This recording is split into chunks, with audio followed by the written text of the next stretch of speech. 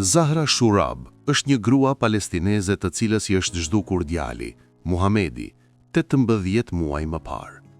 Për kaq kohë, ajo nuk diti gjë rreth fatit të tij, por së fundmi mori vesh diçka për të birin, që është me telashe të shëndetit mendor.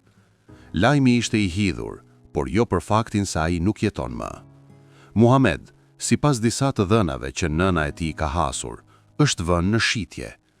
Zahra u ka bërë thirrje organizatave ndërkombëtare që të përcaktojnë fatin e djalit të saj, pasi e gjeti një fotografi e cila po qarkullon në internet me një mbishkrim fyes në hebraisht, e në të cilën pretendohet se ai ndodhet diku në Izrael.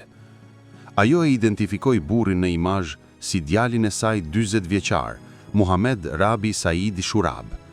Fotografia paraqet një burr të veshur me të bardha, me duart, këmbët dhe sytë e lidhur. Shoqëruar me imazhin ishte fraza në hebraisht: Palestinezi në shitje. Në internet e gjetëm djalin ton duke u ofruar për shitje si palestinez nga hebrejt. E njoha nga fytyra, nga balli, ai ka një shenjë në kokë. E njoha nga mjekra, nga goja dhe nga këmbët. A vlen vërtet kaq pak një palestinez sa të bëjnë pazare për të në këtë mënyrë? Zahra, që bashkë me familjen Shurab u zhvendosën nga Rafah në Khan Yunis, në jug të Gazës, tha se Muhamed është zhdukur që nga 8 gusht 2024. Disa dëshmitar thanë më vonë se ai ishte parë pranë Universitetit Al-Aqsa në Khan Yunis, por vendodhja e tij mbeti e panjohur. Pavarësisht shpërndarjes së njoftimeve për persona të zhdukur dhe kontaktimit të Komitetit Ndërkombëtar të Kryqit të Kuq, familja tha se nuk mori asnjë informacion, derisa fotografia u shfaq në rrjete sociale së fundmi. Ramazani i kaluar kaloi ndërsa unë isha në zi, pastaj erdhi Bajrami dhe ende isha duke e vajtuar. Tani ka ardhur Ramazani i këtij viti dhe ne jemi ende në zi. Me çfarë ligji apo me çfarë feje veprojnë kështu? Të bëjnë pazare mbi një qenie njerëzore. Djali im është i sëmur, ai është person me nevoja të veçanta. U bëj thirrje të gjithëve, çdo zemër mëshire, të gjitha institucioneve, Kryqit të Kuq dhe të gjitha shoqatave brenda dhe jashtë vendit. Ju lutem, vetëm ma qetësoni mendjen për djalin tim. Qofti vdekur apo i gjallë, dua të di në cilin burg ndodhet. Ku është ai?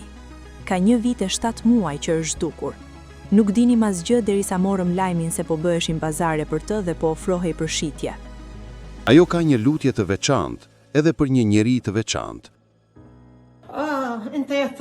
O Trump, ti që fole për paqe dhe zgjidhje, ku është djali im? Dua që ta gjesh djalin tim.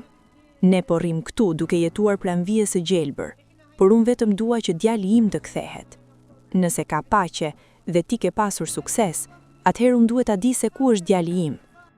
Familja po hyn në Ramazanin e dytë pa Muhamedin, dhe kjo po e mundon shumë Zahran. Ajo çdo ditë pret që djali t'i kthehet. Kjo është krevati i tij. Unë rri gjithmonë këtu duke pritur pranë kësaj dritareje, duke i thënë vetes, ndoshta, vetëm ndoshta, do ta shoh duke kaluar. Shikoj rrobat e tij, shikoj çantën e tij, shikoj krevatin e tij, shikoj dhomën e tij, shikoj nga dritarja. Them, inshallah, shpresoj ta shoh pa prit duke kaluar. Armpushimi i mbështetur nga SBA-ja ka hyrë në fuqi në Gaza që nga 10 tetor 2024, duke ndalur luftën 2 vjeçare mes Izraelit dhe Hamasit, që kishte nisur më 7 tetor 2023, duke vrarë mbi 1200 veta, ndërsa mori peng 250 tjerë. Izraeli ndërkaq u hakmua ndaj Hamasit, duke vrarë mbi 60.000 palestinez. Sipas pretendimeve të Ministrisë së Shëndetësisë në Gaza, shumë nga këto viktima ishin civil, përfshirë gratë dhe fëmijët.